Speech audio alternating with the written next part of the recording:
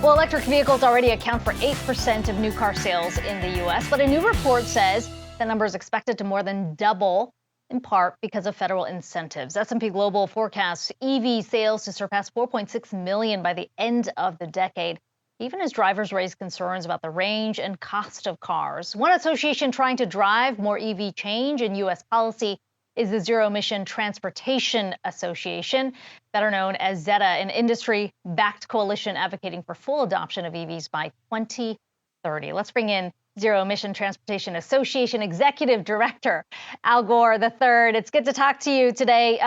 We're at nearly 10% adoption right now. You could argue that first 10% is always a little easier. What's the key driver to get to 20%? Well, first of all, thanks for having me, Akiko. It's great to be here.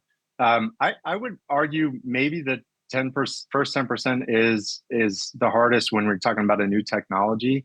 But I think we're moving beyond the early adopters, and that's an important point.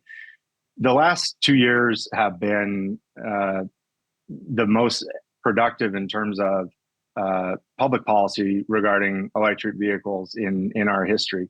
The bipartisan infrastructure law included billions of dollars for a national electric vehicle charging network through the NEVI program. Those funds are being sent out to states now. Last year, the Inflation Reduction Act included enormous manufacturing and consumer incentives. And there's an intense focus now on upstream supply chain for minerals and batteries. And all of that is going to bring a lot of jobs into the United States and of course, drive further adoption.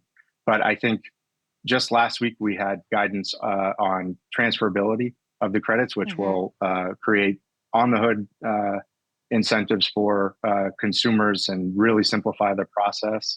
And that's going to be great for the entire auto industry, dealers and consumers together. So a lot of work still to be done, but the pace is really accelerating very quickly.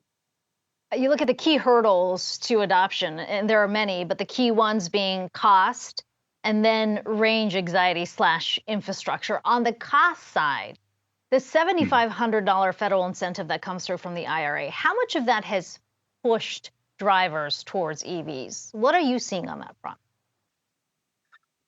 Well, I think it's been really significant in expanding access to electric vehicles for folks who are in the market for a new car. There are many electric vehicles that are below the average price of a new vehicle in the United States and well under it now. I think it's been really important.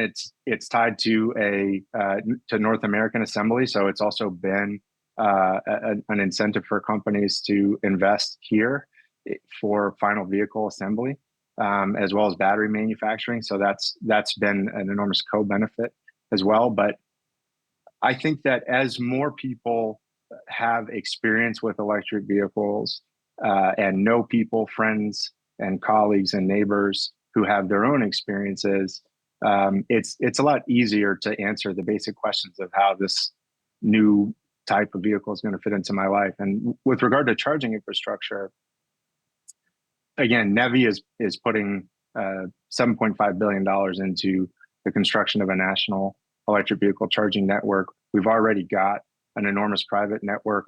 We've now seen an opening of the Tesla network, which is going to have an enormous impact.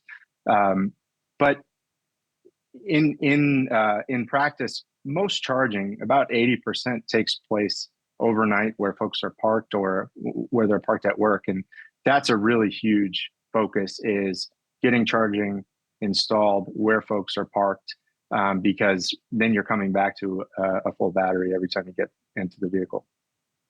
This push towards electrification, of course, is a global race that we're seeing right now. If you consider the federal goal here being roughly 50% adoption by the end of this decade, do we have the resources and the parts in place to make that happen, considering you've got China, you've got European countries? I mean, you've got a global push to move in the same direction. The answer is yes, we do. It's going to take work. And that's where the focus on the upstream supply chain is really, really important. So we need to move a lot more quickly in creating new sources of minerals, new processing capacity, new battery manufacturing capacity.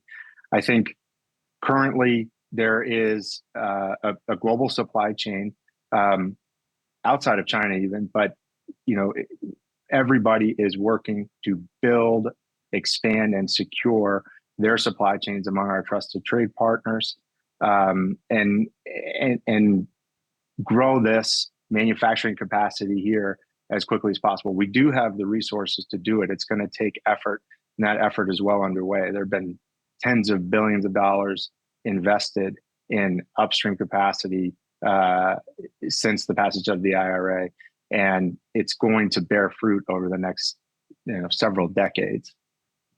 Okay, it's going to be an all-out push there to move in that direction. Zero Emission Transportation Association Executive Director Albert Gore III. It's good to talk to you today. Appreciate the time. Thank you so much.